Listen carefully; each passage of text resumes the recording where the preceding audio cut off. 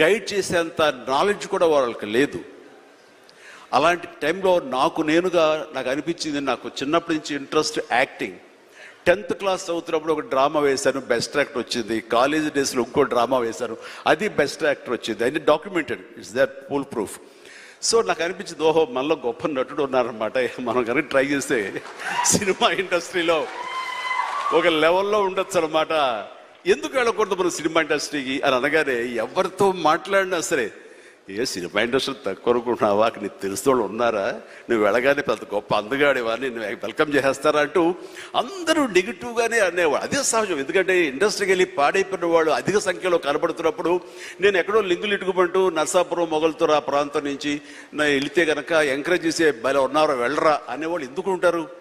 కానీ లోపల నా తపన అంతా ఖచ్చితంగా వెళ్తే వెళ్ళాలి అనిపించింది.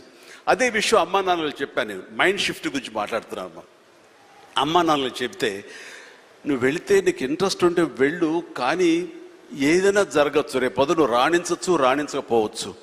అలాంటి పరిస్థితిలో టైం వేస్ట్ కాకుండా ఇంకో కోర్స్ కూడా చేస్తే, నువ్వు చెన్నై వెళ్తానంటున్నావు, నీ ఫిలిం ఇన్స్టిట్యూట్ ట్రైనింగ్తో పాటు ఇంకో కోర్స్ కూడా చేస్తే బాగుంటుంది కదా.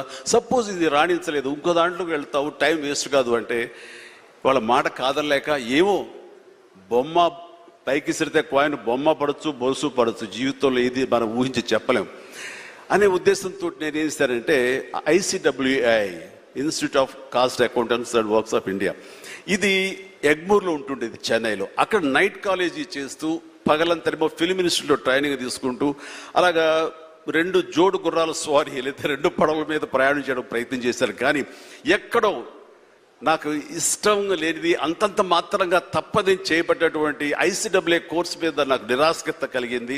దాన్ని నెమ్మదిగా దానికి తెలియదుకాలు ఇచ్చేసి వదిలేశాను.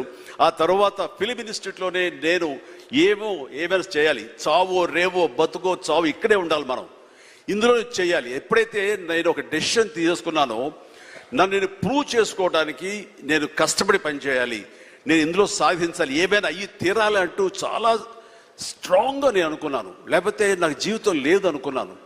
అలాంటి పరిస్థితుల్లో సినిమా ఇండస్ట్రీలో ఫిలిం ఇన్స్టిట్యూట్లో నేను ట్రైనింగ్ తీసుకోవడం ఏంటి, సినిమా అవకాశాలు రావడం ఏంటి, అవి సద్వినియోగపరచుకోవడం ఏంటి, దాన్ని ద బెస్ట్ నేను చూపించుకోవడం ఏంటి, అక్కడ ఉన్నటువంటి డైరెక్టర్స్ వీళ్ళందరి చేత వావ్ అనిపించుకోవడం ఏంటి, అందరి దృష్టి నా మీద ఉండేలాగా నేను ఎక్కువగా యాక్టివ్గా ఉన్నటువంటి ఇవన్నీ నాకు దోహదపడి సినిమాలతో సినిమా అలాగా అంచెలంచెలుగా నేను ఈ రోజున మీరు చూస్తున్న ఈ స్థాయికి నేను వచ్చాను.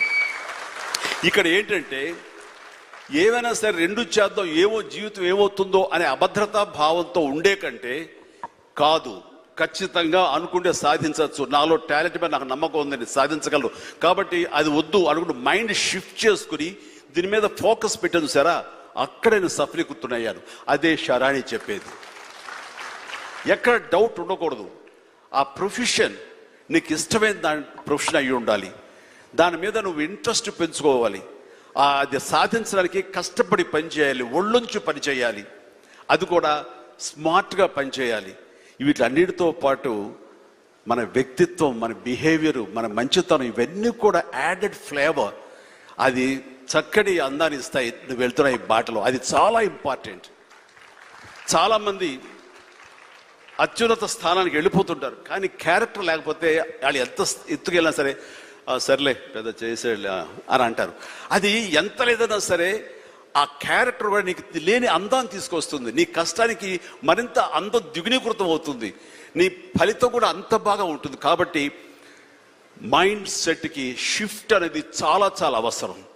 ఆ రకంగా శరాణి చేసినటువంటి ప్రయత్నం సఫలీకృతం అవుతుంది, చాలామంది రీచ్ అవుతుంది, చాలామంది లబ్ధిదారులు పొందుతారు.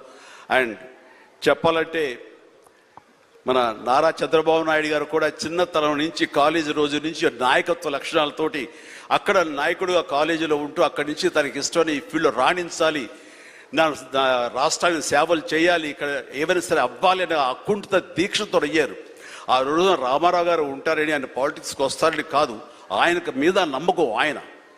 అట్లా ఏ మారుమూలు ఉన్నా నేను ఎట్లయితే యాక్టింగ్ మీద నా నమ్మకంతో నేను ఎలా ఉన్నానో అలాగే నాయకత్వ లక్షణాలతోటి పాలిటిక్స్లో రావాలి, రాణించాలి, ఇతోధికంగా ఎంతో సేవలు చేయాలని అనుకున్నారు. కాబట్టి నాయకుడిగా, స్టూడెంట్ నాయకుడిగా, విద్యార్థి నాయకుడిగా ఉన్న ఆయన పాలిటిక్స్లో రావడం ఏంటి అనుకోని పరిస్థితుల్లో అవకాశాలు వస్తే వాటిని చేజిక్కించుకుని వాటిని ఆసరాగా తీసుకుంటూ అంచెలంచెలుగా ఎదుగుతూ ఈ రోజున మనం చూసేటువంటి అద్భుతమైనటువంటి ఒక మహానాయకుడుగా ఎదిగారు.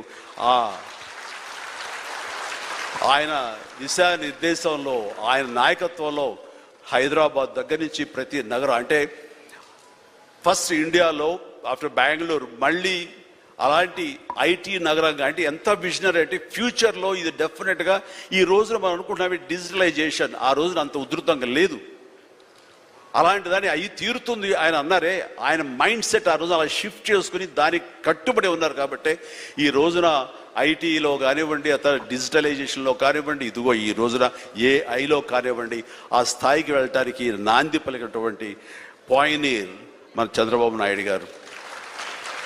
సో ఇలాంటి నాయకుల మైండ్ సెట్ షిఫ్ట్ అవ్వడం అన్నది ఎంతగా అభివృద్ధిలోకి ఎంత ఇదిగా ఉందో మనం తేటతెల్లంగా చూస్తున్నాం. కాబట్టి it's a wonderful subject. Sharini, I do appreciate. All the very best. Thank you so much, sir.